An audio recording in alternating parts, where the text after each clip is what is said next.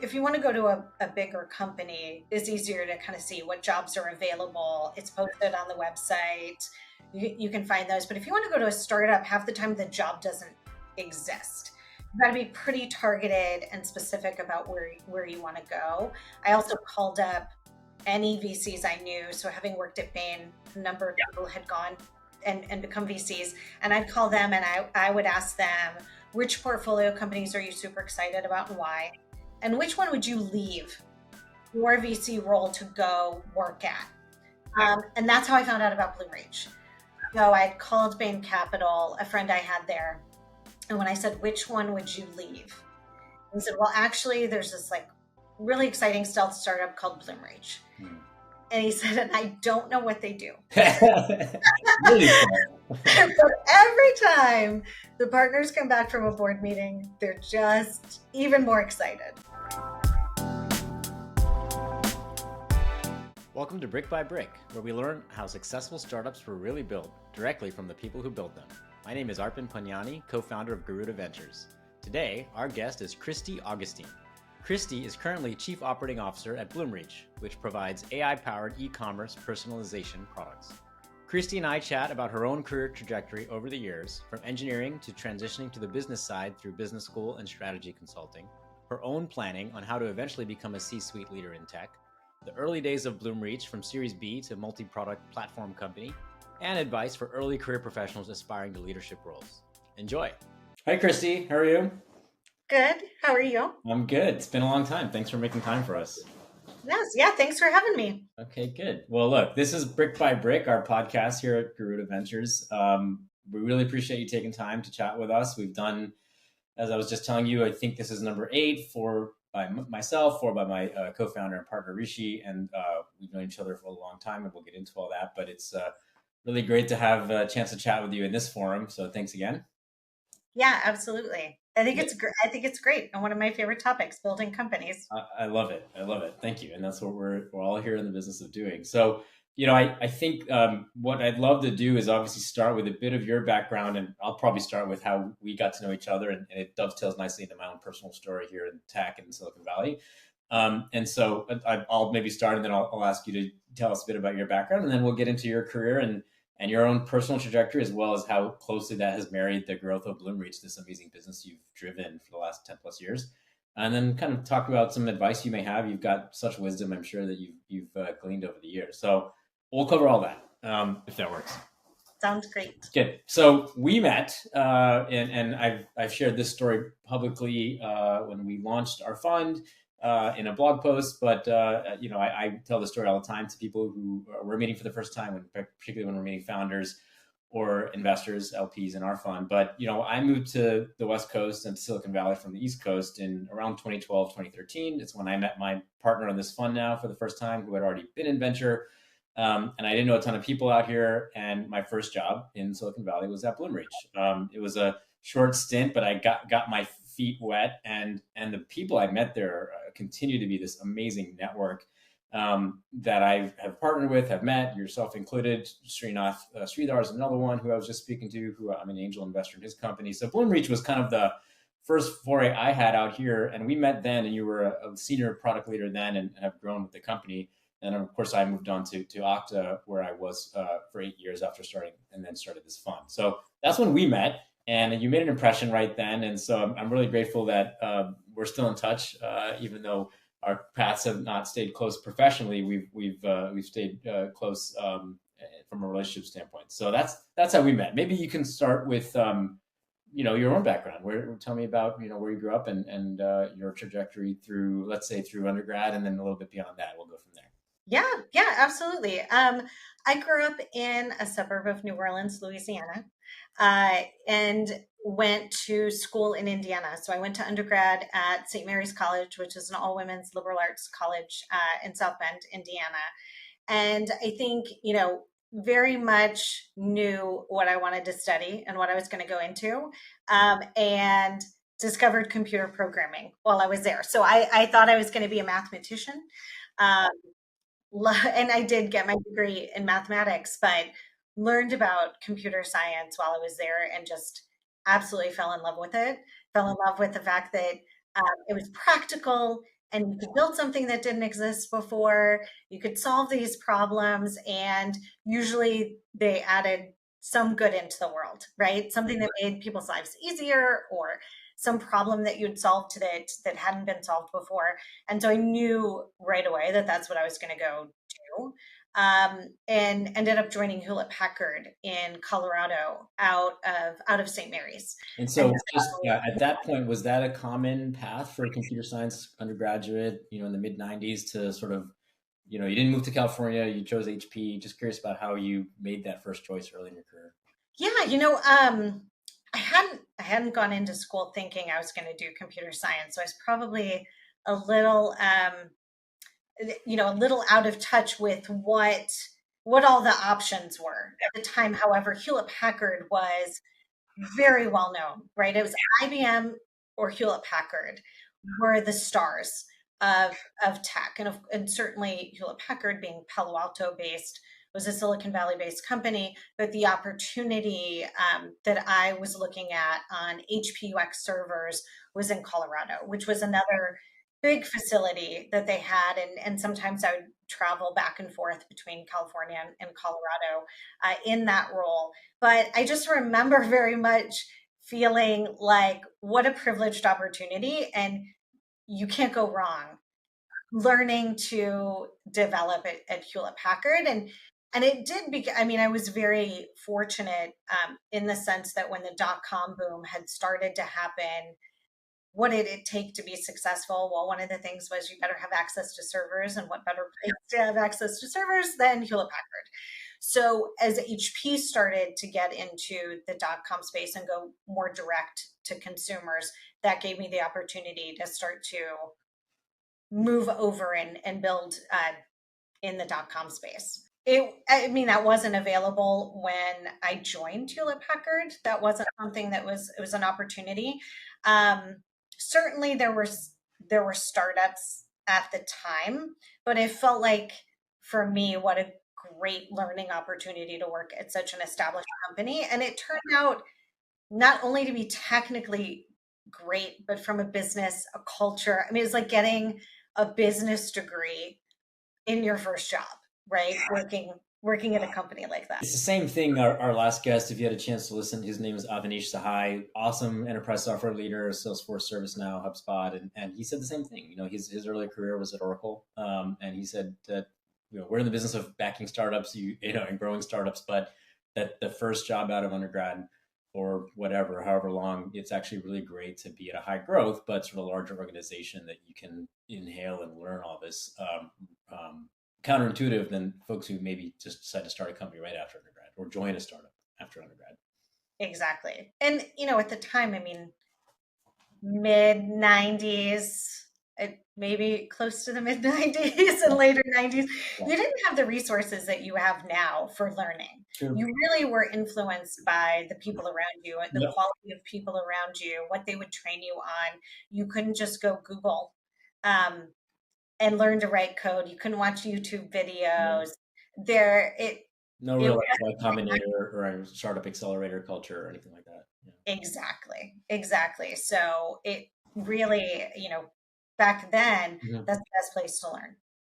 Makes sense. And I'd say even now, actually, I think you can do it many ways, but there are so many benefits of being at a, growing and dynamic company, even if it's not a startup, just so you can see what a world-class looks like. So that when you go to a startup, you can say, well, one day we want to get the way Oracle or HP or whoever is.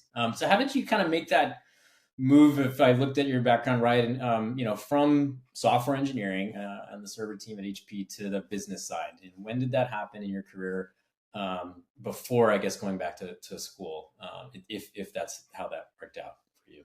Yeah, it became pretty clear. I want to say maybe 4 years into software engineering, it really started to become obvious that I wasn't part of the decision-making process of what we were going to build, right? By the time it came to me, I got to figure out how we were going to build it. And I loved that part. They'd give me a problem, and it's like, okay, well, I need to figure out how to make this thing a reality. But I wasn't involved and felt blind to that part of the process where someone had decided that this was a good idea, that we were going to make this investment in some new feature or build some new website. And I just didn't understand how that worked. My entire education and background was on coding and not the business side. And so while I worked at pretty supportive companies like Hewlett Packard and Walmart, in the sense that my management was always like, well, come to the meeting. Why don't you come to the meeting and sit in? All that did was teach me that I didn't even know the language that we were talking about. I was constantly looking up words after, and what is an arbitrage opportunity? I like who uses that word.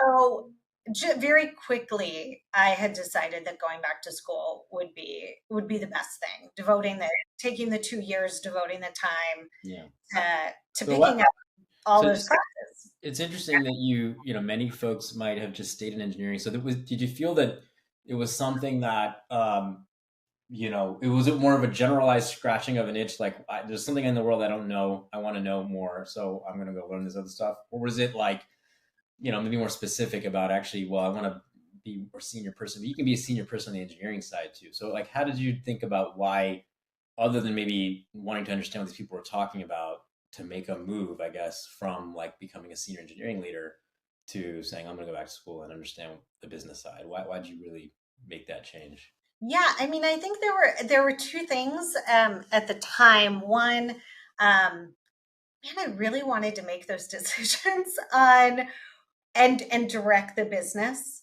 And so I really enjoyed coding, but I didn't see my career path continuing to go in that direction of becoming more of an architect, then more of a CTO.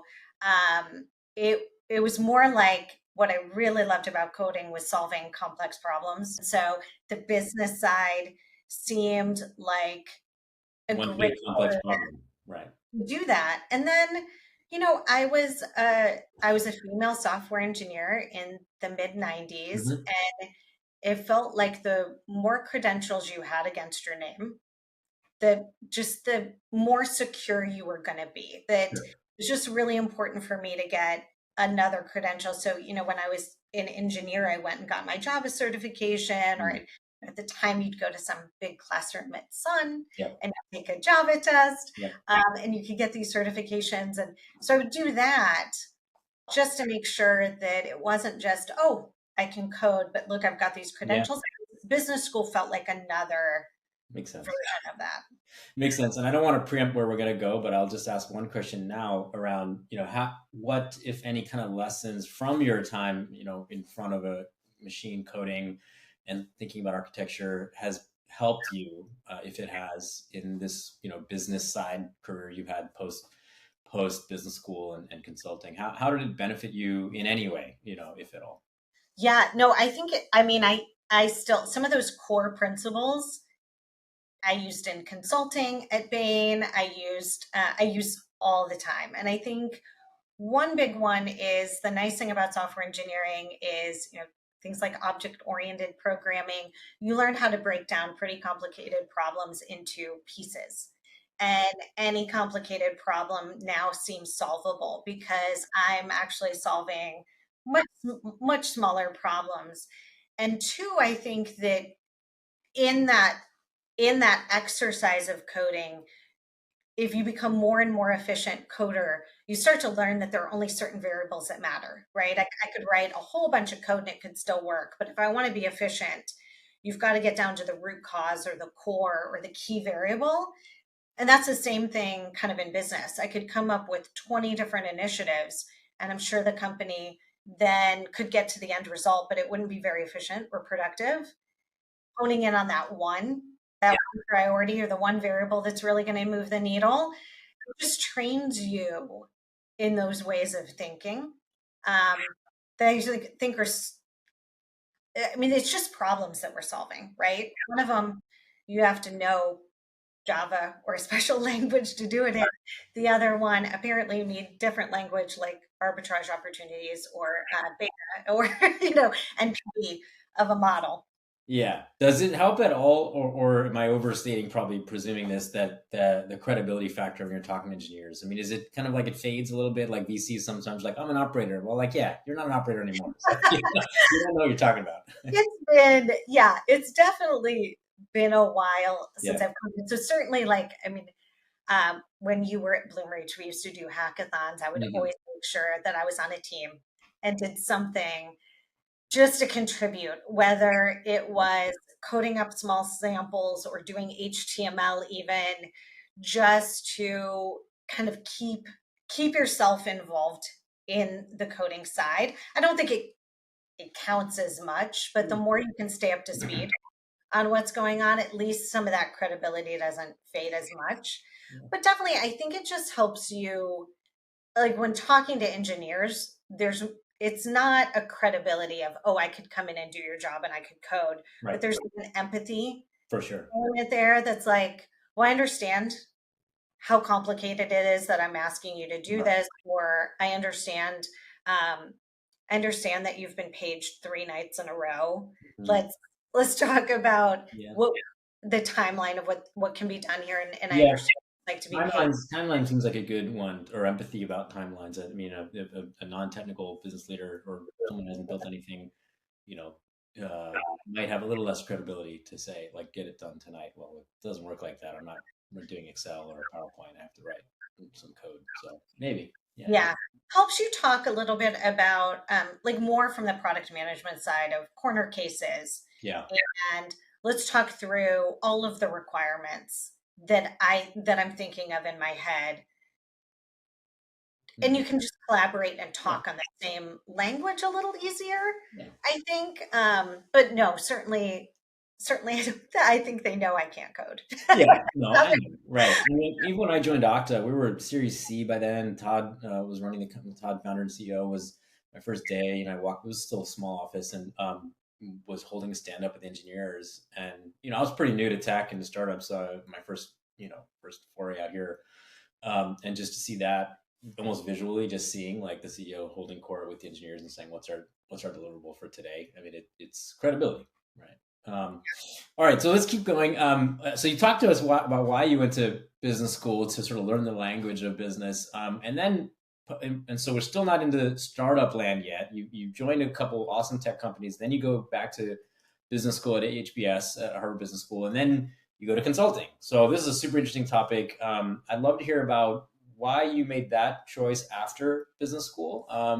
The world is your oyster after you go to Harvard Business School typically. So like why Bain, why consulting, and then let's talk about the eventual transition for you into the tech world itself. Yeah, no, that's a good question because I definitely debated between, do I go right back to the tech world, interviewed with companies like Amazon, to go right back, or do I go to consulting? Um, and also had the option to go back to Walmart, and join Sam's Club. And for me, it kind of came down to, while I'd gone to business school, I'd never actually practically used it. And it felt like if I was going to build that, if I was going to show that I could credibly deliver that skill set, I needed to do it. And doing it in consulting, getting to see various different industries, or it's the fastest way to see as many business problems as possible. When you kind of come out of business school and you join a company, you're going to get to see that one function. Maybe it's strategy, maybe it's business development. Consulting allows you to just kind of see as many stories as you can, as quickly as you can. So it so it was a great opportunity to build the skill set. And so, I mean, Bain is an incredible culture and set of people to learn from. So again, like those people you're surrounded by, and if they're going to invest in you, if they're going to help coach you and teach you, nothing beats that. Yeah. And so was it actively thinking, look, I don't want to go, I think I'm going to go back to tech, but I actually don't want to jump into one company and one function. And so a good way to, get exposed to a lot is to join a consulting firm. but you kind of had an eye on going back to tech at that time, or were you sort of letting the puck go where it may take you? I knew I was going to go back to tech. Okay. I thought I was going to go back to tech 2 years after, right? Do the 2 years in consulting and Right. standard set and leave. I ended up doing 7 years. Mm-hmm. Because man, the people were amazing. Yeah. The job was amazing. Yeah. I loved it. And so I always knew I was going to leave at some point. I just thought I was going to leave faster. Yeah. But I'm glad I didn't, because as you progress in consulting, you do see different roles. You go from being an individual contributor consultant Mm-hmm. to being a manager. And when you become a manager, solving those business problems, a lot of the safety net's gone. It's on you to direct the team. So getting that trajectory at Bain built more than anticipating going in that I thought I was going to build. I see. Yeah. And then maybe just a sidebar on this. So this was in Chicago, and obviously the tech world, generally speaking, was sort of West Coast centric. Any insights on why'd you land there, and as opposed to maybe out here, or was it just sort of personal? Or it was not. It was strategic. Okay. Okay. If you feel like you're someone who's figured it all out right from the beginning, you don't plan to carry stuff. Not figured it all out, but I do like to find. Well, now that I've learned the word, I do like to find what I think are arbitrage opportunities in careers. So when I joined Bain Chicago, it was more of a startup office. It was a quite small office for Bain. And so I actually knew that if I applied to New York or San Francisco, I didn't have a banking background from Harvard to get in. And a lot of retail occurred in Chicago. And my background was in some of the retail and tech. So I felt like my background fit more there. And it was a high growth office. So they were hiring more. So you're growing Bain itself, not just your own practice and learning about businesses. That's pretty exactly. So I want to keep going, but I have one more on this, and this is like related to this topic, but I think conventional wisdom, some would say conventional wisdom is that sort of like ex-consultants and why go to B school? Why go to consult? Why would we hire a consultant for a startup? And yet I know personally, and you know personally, of course, and you personally, many very successful people in tech, in startups, and maybe go from consulting to big tech to early stage or to founder. And so what do you think about this sort of critique, or is it sort of no longer critique? And like, would you recommend people hiring ex-Bain folks? You have done so, you've recruited them, and so obviously you believe in it, but love to hear, or maybe a better way to say the question is like, in what situations is it the right kind of hire for a startup or a growth stage company? And for what situations is it like, it's just not the right hire? Yeah. And yes. And yeah, we've hired people from McKinsey, Bain, BCG. And certainly I think when you were at Bloomreach, we had a large number of ex-consultants. And I just think it's about the role and it's about the profile more so than like, oh, if you're in should you hire consultants in a startup or not? Certainly in that early stage. So we were about 30 people, Series B. The consulting profile, like none of the problems we were solving at Bain had some kind of defined answer. So you'd hire these people to come in, and it was a pretty ambiguous business problem that you were giving people. So you needed more of that general manager mindset, but certainly you needed the profile of consultants who what is your risk profile from that consultant set? So when you find the consultants who have a higher risk profile, then you've got the consultants who are going to come in for the execute, but also absolutely have that GM mindset. So when you hand them some very ambiguous business problem, like we haven't figured out how to price this product, that they are not only going to sit there with a spreadsheet and figure out what do I think the optimal pricing is, but they're going to think about the cost basis. They're going to think about the market. They're going to go talk to customers. They're going to run a whole strategy on that for you. as quickly as possible. There's certain things definitely I learned in consulting that I had to throw out the minute I got to Bloomreach, and kind of 80/20 was one of the first things I threw out. So we would sit and we'd talk about our customers. And when I joined Bloomreach, we had 30 customers. I was not going to 80/20 our customers and be like, these 6 don't matter. Yeah.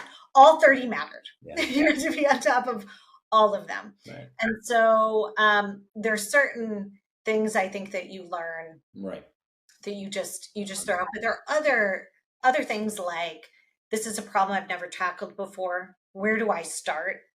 That's really great for consultants. Right. So it sounds like the melding, the sweet spot for someone who has this sort of training in strategy consulting but wants to be in technology in startups is someone who has the training and the horsepower of the open-ended kind of problem solving, but has risk on basically from a career trajectory standpoint to say, I want to go join a startup, which could work and it could not, and it's not a 2-year linear promotion cycle. If you've got that open-ended GM style training, but you also know the risk appetite from a career standpoint is for startups is for me. Is that the combination? Yeah, particularly maybe, I did consulting, but I really want to start my own company. Okay. Right. So you can view that as a training ground for that as well. So you've just got that mindset that I know every action I take in the early days really matters to the success of the company. Not, if I get this a little wrong, it's okay. Yeah. Yeah. No, it's an interesting topic because, there's been an evolution in tech and startup land. We're now in 2024, but the undergraduates now, they start companies and they know about startups and they don't necessarily always want to de-risk themselves by 2 years at Goldman Sachs or investment banking or Bain. And it can work both ways, I think, is the lesson. I think if you haven't figured it all out, I certainly did not for a long time in my career until I found my groove out here. It sounds like, folks who are super intellectually driven and customer centric, which I think is a key part of being in consulting and in startups, that can work out for the startup and for the person. I agree with you. I mean, right now there's way more opportunity to go start your own thing, which is pretty exciting. I don't feel like when I was coming out of undergrad, I could have just said, I'm going to start my own company, and I wouldn't even have known where to raise money. It's much more accessible now, which is cool. And there's certainly people like Raj, who founded Bloomreach, super talented, ready to start his own company right away, and did not need to kind of think through the process that I did, where I felt like it was really beneficial to my learning to go to business school, to go to Bain. There were skills and tool sets that I felt like I was rounding out and wanted to practice and learn. So I think there are people in that set, and then there are the just incredibly talented people who get it right away, who intuitively know those skills or how to drive value, and kudos to them. They can go right out of the gate and do it. Yeah, and I think, and then we'll keep going, but I think, to put a coda on this, I mean, I think maybe for your last point, one of the distinction might be founder versus sort of operator. I think a founder, they are almost forced to figure it out, and figure it out maybe in hiring the best people like you. An operator, a non-founder person, probably could benefit. Myself would be a good example of that. So if I could benefit from other training in other fields before they jump into startup land. But as a founder, you're like, I don't know. There's no rule. Like, it's just whatever. Yeah. There is no rule, which I mean is why we all love startups. Yeah. And so, right? There's no rule. So let's talk about Bloomreach. This is the company that you have joined. This is now, I think, August of 2011. You joined Bloomreach. I want to hear from the origin story. I want to talk about the origin story with the company, and then this ups and downs, and then a growth of this business to this large scale company, and then your career trajectory kind of in parallel with that. So just from the beginning, how did you decide on Bloomreach? How did you meet Raj? How did you join this 30-person startup? Why this one versus the other opportunities as you thought about jumping from Bain into startup land? Yeah. So as we had said, I went into Bain knowing I was going to go into tech and leave at some point. Certainly it was very difficult to leave. And so when I got to that kind of career trajectory where it was kind of like, oh, partner at Bain, you're really committing, that kind of forced the conversation of, okay, well, what do I want to do? I'd always said I was going to go back. And so I made the call then, okay, it's time to leave. I always wanted to go build a company. I always wanted to go back into tech. Um, it's now or never. And like a good consultant, I had a spreadsheet. every I read every one of those lists out there of like, Inc. 5000, and I went to all of the VCs that were the prevalent VCs, and I looked at their portfolio companies and kind of researched each of those to create this short list of these are the companies that I'd be interested in working at, because it's still, if you want to go to a bigger company, it's easier to kind of see what jobs are available. It's posted on the website. You can find those. But if you want to go to a startup, half the time the job doesn't exist. You've got to be pretty targeted and specific about where you want to go. I also called up any VCs I knew. So having worked at Bain, a number of people had gone and become VCs. And I'd call them and I would ask them, which portfolio companies are you super excited about and why? And which one would you leave your VC role to go work at? And that's how I found out about Bloomreach. So I'd called Bain Capital, a friend I had there. And when I said, which one would you leave?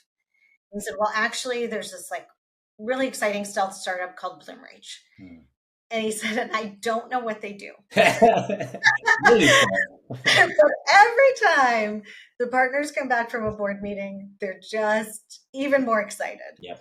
And then I was very lucky that one of my classmates from HBS was there, even though at this stage Bloomreach was 10 people. Yep. I knew someone there, so I called him up and started the conversations, and that's how I interviewed at Bloomreach. But there was no role, right, to interview. Well, when you say, so I'll interrupt you there. So when you say there was no role, did you have a particular role you wanted, title wise and function wise, when you were interviewing, or were you going top down? Which companies are breaking out? What could I do inside those companies? Yeah, that's a good question. No, I went company type of technology vertical mattered more to me than role. Okay. And having had done this research, it had become pretty clear to me that at that stage of company, roles were kind of ambiguous, titles were kind of ambiguous. So if I had narrowed in and said, well, I really want a VP of biz dev role. I just think that the pool here, I mean, Bloomreach certainly didn't even have business development function or team. There were 3 teams when I talked to them at Bloomreach. You were either an engineer, you were one of like 2 sales reps, or you were on this team that did everything else. Yeah. That was like 5 people. Right. They did all the finance, all the marketing, managed the customers, onboarded new customers, did support, like training and recruiting, like all of it was in this other function. And so it wasn't really clear what role would you kind of go and say, oh, I want this job. And I knew I wanted to build, which kind of meant do whatever it takes. Yeah. Right. And I loved that do whatever it takes. So it was even kind of hard to say to myself, oh, I want a strategy job or I want a finance job. Yeah. It was like, well, I want kind of all of it. Yeah. So double click there a bit. And so, I went through a similar journey of like, well, where do you start? I talked to the few friends I had at the time in venture and looked at these lists, these sort of signaling lists, and started and pounded the pavement and flew out here a bunch from these and then moved here. But it's so you optimized for like the function, the vertical and the stage and then said whatever it takes I'll do inside the company, despite sort of being super credentialed and all that. And I think that's its own leap for a lot of people who say, look, well, hey, I was at Bain 7 years. I went to Harvard Business School. I should deserve a VP product job or VP biz dev job, or COO job right out of the gate. We'll get to that soon. And so you really kind of made a choice that I think a lot of people do successfully, myself included, I think, which is forego the trappings to join a company. And founders and CEOs are well served to push people to say, why are you really doing this? Why are you joining a startup? It's not what you think it is. Yeah, I think that was like my entire interview with Raj. Was him trying to be like, why would you do this? Is this serious? Having built Hewlett Packard's first e-commerce site and having kind of that startup experience in Hewlett Packard and then doing the same thing at Walmart, I felt like I kind of knew a little bit of what I was getting into, that it was do whatever it takes, and that even if I had gotten some fancy title that I had wanted, the truth of the matter is that the first week I was probably doing QA all week, or I didn't anticipate I was going to build my desk, but that also is the case. So I am glad that wasn't part of the interview process of like, how do you put your desk together or anything like that. But I kind of had already known going in it was going to do whatever it takes. Your title was irrelevant in some ways for that. Yeah, and I think for a lot of new folks enjoying startups, it's actually a feature, not a bug. And if you know that, that's even better. That you and this gets into an interesting topic we'll talk about soon around evolution of startups, from like startups to repeatable, scalable businesses, and how that means functions start to formalize. But at the beginning, if you're willing to join, and this is what you want, you get to do a lot of different things, and that is the feature of it, not the bug, I think. No, yeah, you're absolutely right. I mean, there was no job description, there was no title. So it is a leap. It is a leap of faith.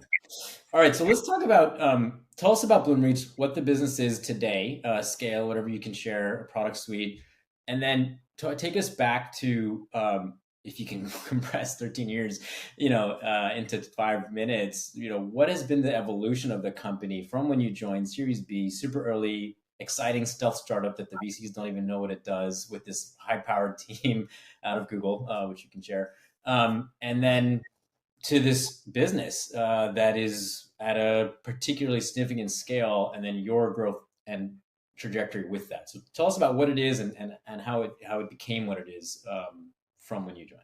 Yeah, so I mean, Bloomreach today is a 900-person global company that serves mostly e-commerce, but we do have other verticals like financial services, government, travel and hospitality. But the bulk of the focus, I would say, that we're looking at is e-commerce or e-commerce-like experiences, which is why the other verticals makes sense. Travel and hospitality has that e-commerce-like experience. So it's really about the customer experience for the software. So we offer generative AI, predictive AI software to optimize those customer experiences end to end. So from the marketing automation, the emails, SMS, the customer acquisition that you're going to be doing, all the way through to conversion of that customer, how do you give them the best, most personalized experience for them, leveraging this AI technology. So that's where we are today.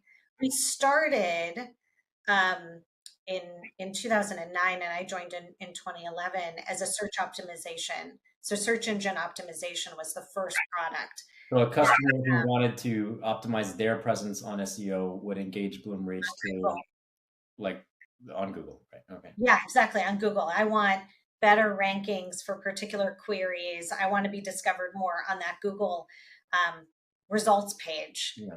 We had technology that would allow for that would take your website, it would flatten the link graph that Google's going to come crawl, it would create relations for discovering different topics that maybe you're not putting on your website, but you can get discovered in Google because that's how people are searching and researching. So turns out, I mean, I would not have predicted this.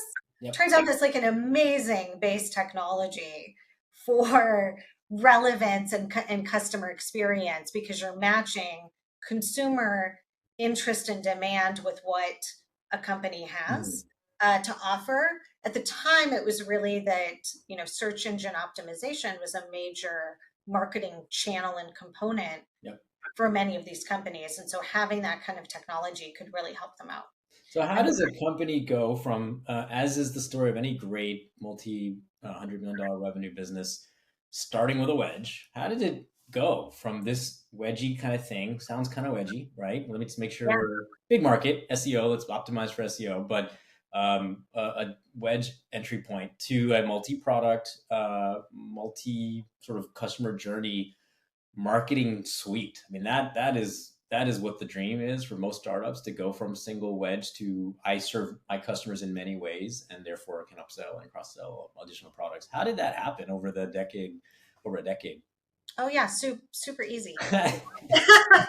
Super easy. It's its own podcast. I don't think you can do 2 minutes. Yeah. Here's the one thing you need to do. Yeah.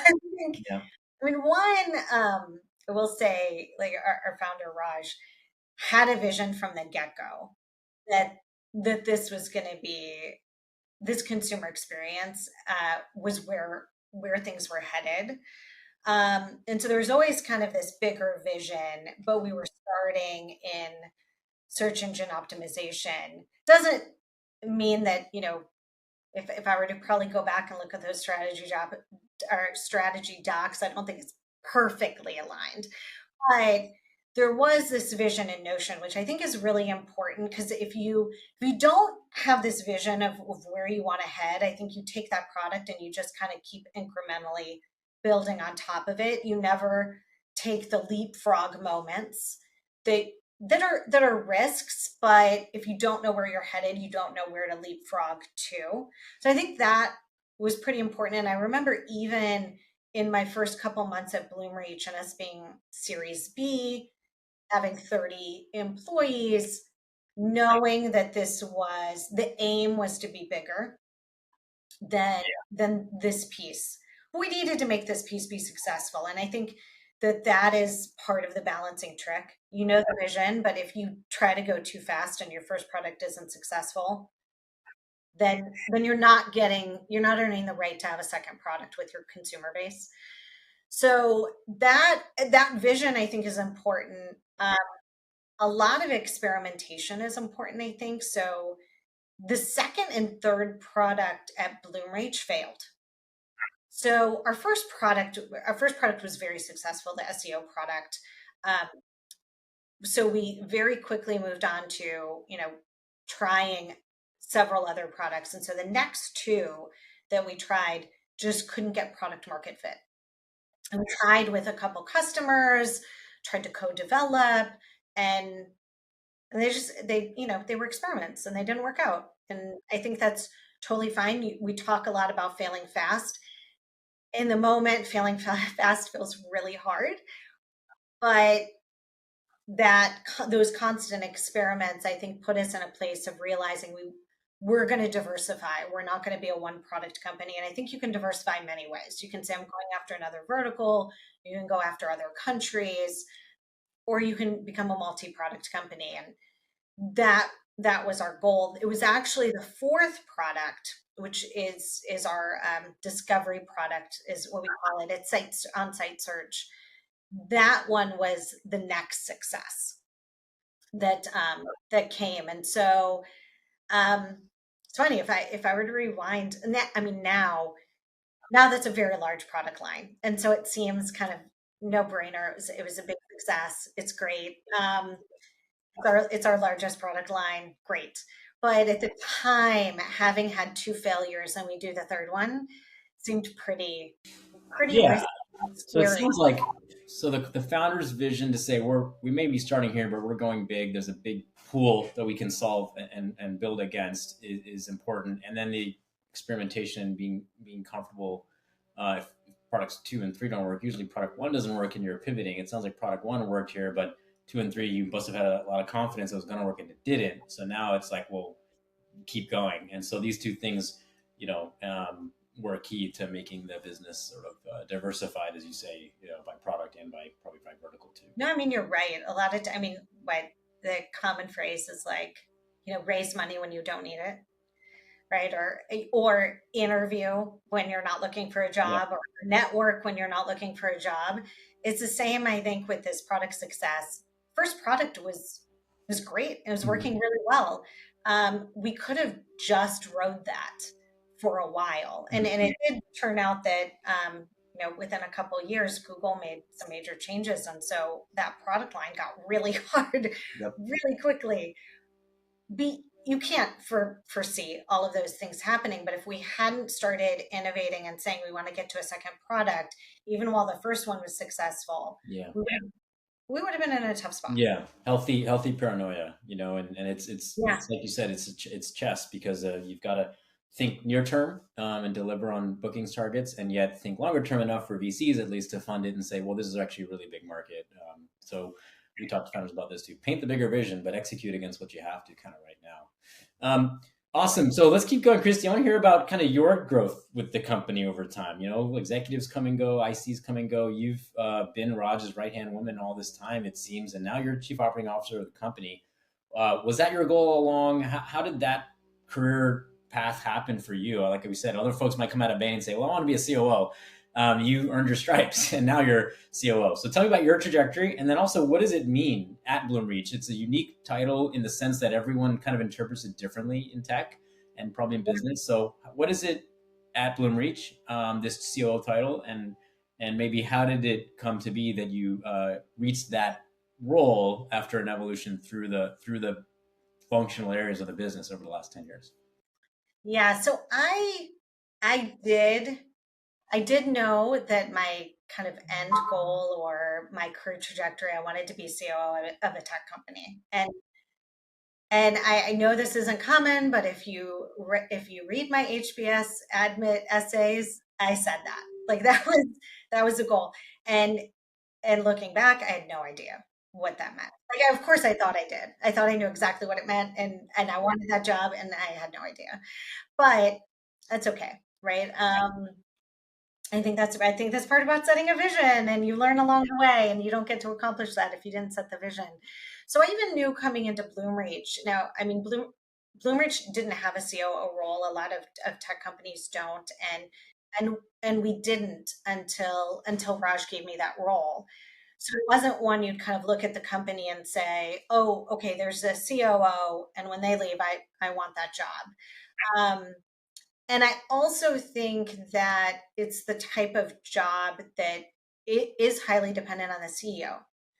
So for us, this was, or in my mind, a lot more crafted around Raj and what is he great at, and what do we need to enable him to do, and what other pieces, operating pieces, can I take off? And it can be that partnership. It means that I think if there were a different CEO, the role would be different. And so over those couple years,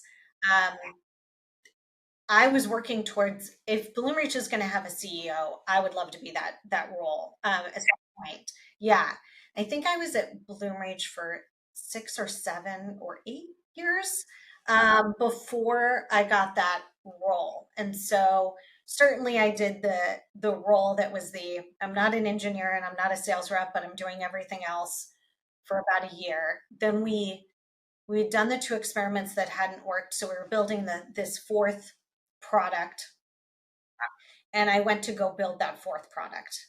So me and a couple engineers went to go build that one, and the kind of agreement with Raj was kind of build this until you get to 10 paying customers, build this until we know we've got a repeatable model. And I really wasn't sure I wanted the job.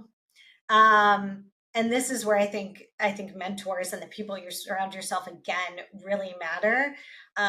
Raj knew I wanted to be a CEO, and he knew I wanted to build a company, and actually helped me see some of the things I didn't see and what this role was going to offer. But it seemed pretty risky because the last 2 products had failed, and I had moved my entire family and everything to Silicon Valley for this job. What if this one didn't work? So I spent a couple years building that product line. And when we looked at it and said it's repeatable enough to give to the whole company, that's when we started to craft a CCO role, a chief customer officer role, and took the customer teams together. And then later moved it into a COO role by adding some more of the G&A functions like information security, IT. Right. So it's in this case, it sounded like, I mean, in all cases, it's like the COO is the right hand person and like, augmentation of the CEO and maybe counterbalancing their strengths and weaknesses. And it sounds like in your case, it was also earn your right to earn the trust of the CEO, Raj, by delivering on high impact projects, and then you get to own more of the business. Is that? Yeah, I mean, I think one, having seen all of the functions in the company, having kind of contributed to all of them puts you in a unique spot of, I mean, I don't own all of the functions in the company, and we have a fantastic executive team. I get to partner with not only Raj, but some um, amazing executives on the team. But it helps a lot to work with the product team and been in their seat in Bloomreach and build a product, or work with finance and know what it was like in the early days when we were just building the financial presentations. I think it helps you then collaborate across uh, all of the functions, even though you don't have to have all of that. I think a lot of people see that COO role and are like, great, it's whatever the CEO doesn't have, and that's not what it has to be. Yeah.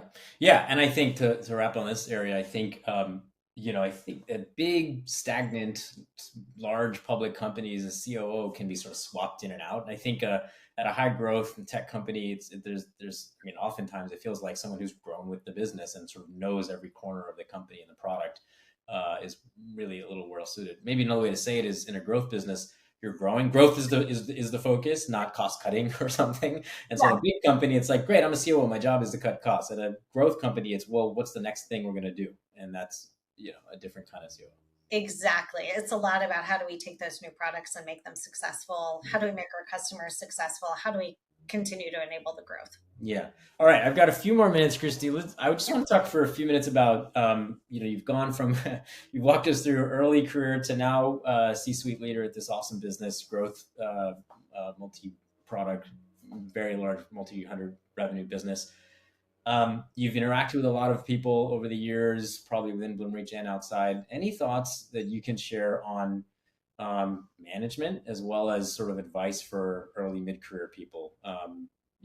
In any direction you'd like to take it. What are some learnings you've gained that others can learn from, both as leaders, C level or VP level, and then maybe conversely, early in their career, trying to figure it out? Yeah, I think, early in the career, it was all about how do I collect all the skills? How do I make sure? And I think that early in career, at least when I'm talking to people, there's a lot of focus on I want to get promoted. And the growth is, well, I'm an individual contributor. Now I'm managing four people. Now I want to get promoted. And I think the best thing you can ask yourself is, how do I collect all the skills?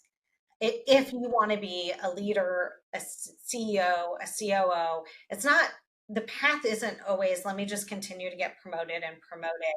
There's a lot of lateral moving or even down laning you maybe will do in order to get those skills. And so taking more risk instead of just looking and saying, well, I'm going to get promoted. What are all the risk opportunities? Because now I can do some marketing. Now I can do customer success. Now I'm going to do some engineering and collect those. It's kind of one of those, it's a leap of faith. So you're going to spend a little bit of time collecting all those and leap.